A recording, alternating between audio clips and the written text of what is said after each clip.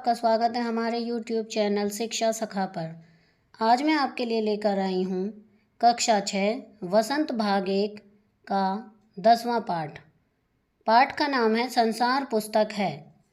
पिछली वीडियो में मैंने आपको पाठ 9 जो देखकर भी नहीं देखते पाठ के सार, प्रश्नाभ्यास और बहुविकल्पीय प्रश्नोत्तर करवाए थे। अगर आप मेरे चैनल पर नए हैं और अभी तक आपने मेरे चैनल को सब्सक्राइब नहीं किया है तो प्लीज़ सब्सक्राइब कर लें और बेल आइकन को ज़रूर दबाएं। मैंने अपने चैनल की प्लेलिस्ट में सब्जेक्ट वाइज लिस्ट डाली हुई है। आप जिस भी लेसन को देखना चाहते हैं मेरे चैनल की प्लेलिस्ट में जाकर उसे देख सकते हैं। तो सबसे पहले हम पाठ पढ़ेंगे। जब तुम मेरे साथ रहती हो तो अक्सर मुझसे कुछ भी बातें, बहुत सी बातें पूछा करती हो और मैं उनका जवाब देने की कोशिश करता हूँ। लेकिन अब जब तुम मसूरी में हो और मैं इलाहाबाद में, हम दोनों उस तरह बातचीत नहीं कर सकते। इसलिए मैंने इरादा किया है कि कभी कभी तुम्हें इस दुनिया की और उन छोटे बड़े देशों की जो इस दुनिया में हैं छोटी छोटी कथाएं लिखा करूं। तुमने हिंदुस्तान और इंग्लैंड का कुछ हाल इतिहास में पढ़ा है, लेकिन इंग्लैंड केवल एक छोटा सा टापू है और हिंदुस्तान जो एक बहुत बड़ा देश है फिर भी दुनिया का एक छोटा सा हिस्सा है।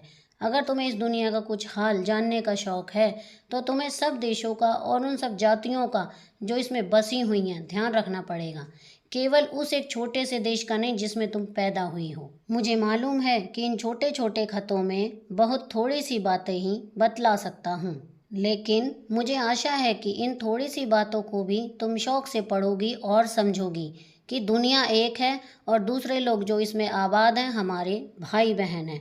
जब तुम बड़ी हो जाओगी तो तुम दुनिया और उसके आदमियों का हाल मोटी मोटी किताबों में पढ़ोगी। तुमने उसमें जितना आनंद मिलेगा उतना किसी कहानी या उपन्यास में भी न मिला होगा। यह तो तुम जानती ही हो कि यह धरती लाखों करोड़ों वर्ष पुरानी है और बहुत दिनों तक इसमें कोई आदमी न था। आदमियों से पहले सिर्फ जानवर थे और जानवरों से पहले एक ऐसा समय था जब इस धरती पर कोई जानदार चीज न थी। आज जब इस दुनिया में हर तरह के जानवर और आदमियों से भरी हुई है, उस जमाने का ख्याल करना भी मुश्किल है जब यहाँ कुछ न था।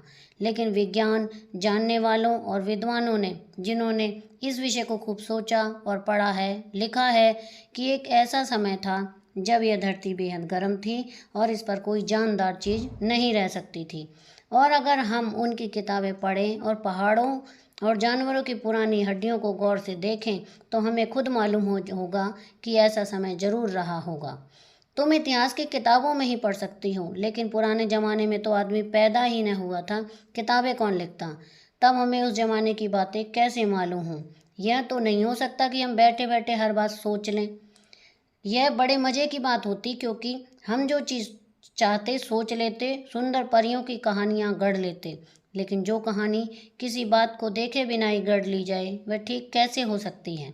लेकिन खुशी की बात है कि उस पुराने ज़माने की लिखी हुई किताबें न होने पर भी कुछ ऐसी चीज़ें हैं जिनसे हमें उतनी ही बातें मालूम होती हैं जितनी किसी किताब से होती। ये पहाड़, समुद्र, नदियाँ, जंगल, जानवरों की पुरानी हड्डियाँ और इसी तरह की और भी कितनी ही चीज़ें हैं जिनमें हमें दुनिया का पुराना हाल मालूम हो सकता है।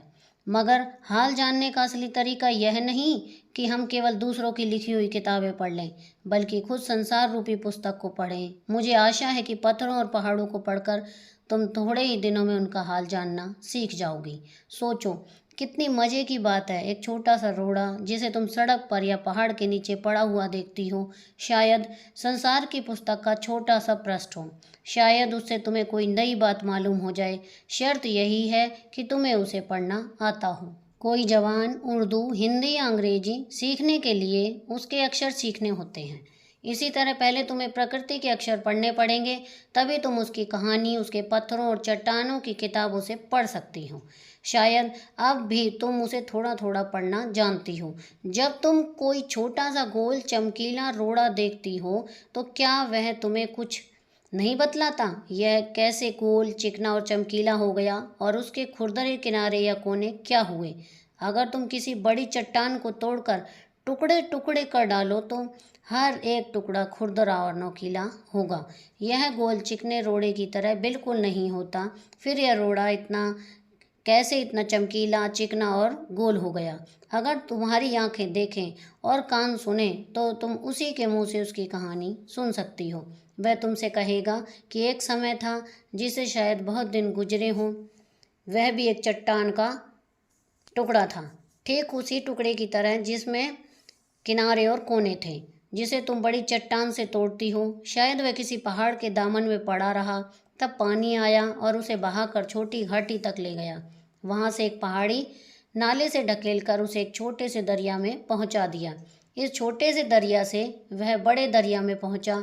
इस बीच वह दरिया के पेंदे में लुढ़कता रहा, उसके किनारे घिस गए और वह चिकना चमकदार हो गया। इस तरह वह कंकड़ बना जो तुम्हारे सामने है। किसी वजह से दरिया उसे छोड़ गया और तुम उसे पा गई। अगर दरिया उसे आगे ले जाता तो वह छोटा होते होते अंत में बालू का एक जर्रा हो जाता और समुद्र के किनारे अपने भाइयों से जा मिलता, जहाँ एक सुंदर बालू का किनारा बन जाता जिस पर छोटे छोटे बच्चे खेलते और बालू के घरौंदे बनाते।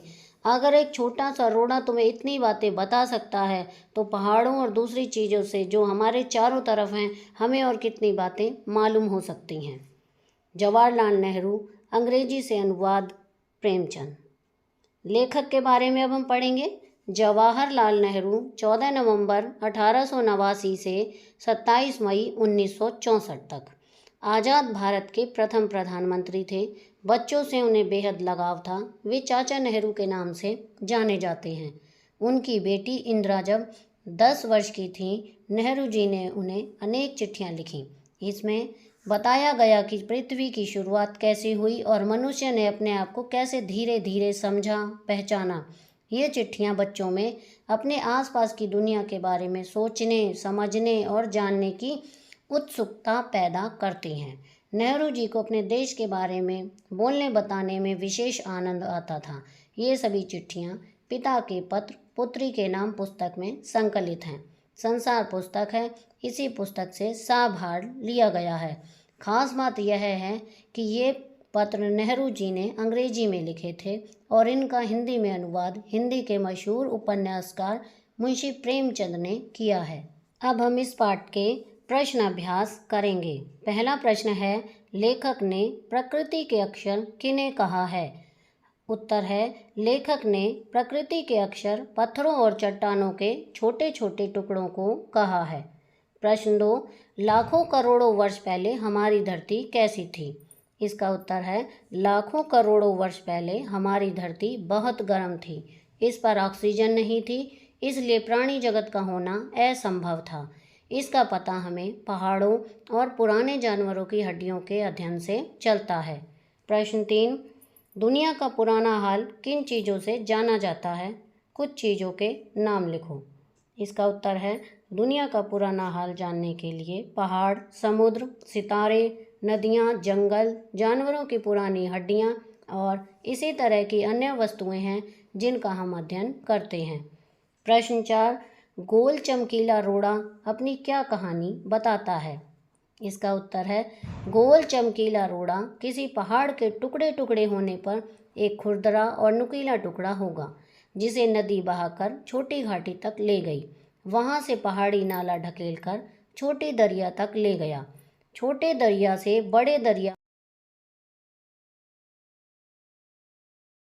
प्रश्न 5, गोल चमकीले रोड़े को यदि दरिया और आगे ले जाता तो क्या होता? विस्तार से उत्तर लिखिए। इसका उत्तर है, यदि गोल चमकीले रोड़े को यदि दरिया और आगे ले जाता तो वह छोटा होते होते अंत में बालू का कण बन जाता और समुद्र के किनारे बालू में मिल जाता तथा बालू का एक कण बन जाता। प्रश्न 6, नेहरू जी ने इस बात का हल्का सा संकेत दिया है कि दुनिया कैसे शुरू हुई होगी। उन्होंने क्या बताया है? पाठ के आधार पर लिखो। इसका उत्तर है, हमारी धरती लाखों करोड़ों वर्ष पुरानी है। आरंभ में यह धरती बहुत गर्म थी जिस पर जीवन संभव नहीं था, लेकिन समय बीतने पर धरती प्राणी जगत के अनुकूल हो गई। नेहरू जी ने इस बात का संकेत एक खुरदरे पत्थर के माध्यम से दिया है। जैसे रोड़ा लुढ़कते लुढ़कते घिस कर गोल और चमकदार हो गया, वैसे ही समय बीतने पर धरती पर जीवन संभव तथा आरंभ हो गया। अब हम बहुविकल्पीय प्रश्नोत्तर करेंगे। पहला प्रश्न है, संसार पुस्तक हैं के लेखक हैं? ए. पंडित जवाहरलाल नेहरू, बी. पंडित जवाहरलाल गांधी, सी. पंडित मोतीलाल नेहरू, डी. पंडित बृजमोहन शर्मा। इसका उत्तर है ए. पंडित जवाहरलाल नेहरू। नंबर 2, पंडित जवाहरलाल नेहरू की पुत्री का क्या नाम था? ए. मनु, बी. कमला, सी. इंदिरा और डी. सोनिया। इसका सही उत्तर है सी. इंदिरा। नंबर 3, लेखक कहाँ रहता था? ए. कानपुर, बी. दिल्ली, सी. मसूरी, डी. इलाहाबाद। इसका सही उत्तर है डी. इलाहाबाद। प्रश्न 4, लेखक की पुत्री कहाँ रहती थी? ए. मसूरी, बी. नैनीताल, सी. देहरादून, डी. इलाहाबाद। इसका सही उत्तर है ए. मसूरी। प्रश्न 5, इंग्लैंड क्या है? ए. एक बड़ा सा टापू, बी. एक छोटा सा टापू, सी. एक छोटा सा देश, डी. एक बड़ा सा देश। इसका सही उत्तर है बी. एक छोटा सा टापू। प्रश्न 6, लेखक अपनी पुत्री को क्या लिख रहा है? ए. पत्र, बी. किताब, सी. अखबार, डी. ईमेल। इसका सही उत्तर है ए. पत्र। प्रश्न 7, हमें दुनिया के लोगों को क्या समझना चाहिए? ए. दोस्त, बी. शत्रु, सी. भाई बहन, डी. पड़ोसी। इसका सही उत्तर है सी. भाई बहन। प्रश्न 8, लाखों करोड़ों वर्ष पुरानी क्या है? ए. किताबें, बी. धरती, सी. आकाश, डी. नदियाँ। इसका सही उत्तर है बी. धरती। प्रश्न 9, आरंभ में धरती कैसी थी? ए. ठंडी, बी. पिघली हुई, सी. गर्म, डी. खिली हुई। इसका सही उत्तर है सी. गर्म। प्रश्न 10, आरंभ में धरती पर कौन रहता था? ए. जानवर, बी. आदमी, सी. औरत, डी. बच्चे। इसका सही उत्तर है ए. जानवर। प्रश्न 11, हमें कौन सी पुस्तक पढ़नी चाहिए? ए. धर्म रूपी, बी. मनोरंजन रूपी, सी. संसार रूपी, डी. नगर रूपी। इसका सही उत्तर है सी. संसार रूपी। प्रश्न 12, हमें संसार रूपी पुस्तक को पढ़ने के लिए कौन से अक्षर पढ़ने होंगे? ए. उर्दू के, बी. हिंदी के, सी. धरती के, डी. प्रकृति के। इसका सही उत्तर है डी. प्रकृति के। प्रश्न 13, इस पाठ में कौन अपनी कहानी सुना रहा है? ए. चमकीला रोड़ा, बी. चमकीले दांत, सी. चमकीले तारे, डी. चमकीले कपड़े। इसका सही उत्तर है ए. चमकीला रोड़ा। प्रश्न 14, चमकीला रोड़ा पहले किसका हिस्सा था? ए. चट्टान, बी. मकान, सी. ईंट, डी. रेत। इसका सही उत्तर है ए. चट्टान। प्रश्न 15, चमकीले रोड़े को चमकीला बनाने में किसका हाथ है? ए. चट्टान का, बी. पहाड़ का, सी. दरिया का, डी. बालू का। इसका सही उत्तर है सी. दरिया का। प्रश्न 16, यदि दरिया का पानी चमकीले रोड़े को आगे ले जाता तो क्या बनता? ए. नमक का कण, सी. चीनी का कण, सी. बालू का कण, डी. बूरा का कण। इसका सही उत्तर है सी. बालू का कण। प्रश्न 17, कहाँ पर चमकीला रोड़ा अपने भाइयों से मिलता? ए. घर पर, बी. समुद्र पर, सी. महल में, डी. नदी की धारा में। इसका सही उत्तर है बी. समुद्र पर। प्रश्न 18, बच्चे बालू से क्या बनाते हैं? ए. घरौंदे, बी. करौंदे, सी. महल, डी. हवेली। इसका सही उत्तर है ए. घरौंदे। तो यहाँ पर हमारा अध्याय 10 का अभ्यास का कार्य पूरा हो गया है। अगली वीडियो में मैं आपको पाठ 11 मैं सबसे छोटी हूँ पाठ के सरलार्थ प्रश्न अभ्यास और बहुविकल्पीय प्रश्नोत्तर करवाऊँगी। आपको मेरी ये वीडियो कैसी लगी मुझे कमेंट करके ज़रूर बताएं। प्लीज़ मेरे चैनल को लाइक करें, शेयर करें और सब्सक्राइब करना ना भूलें। Thank you.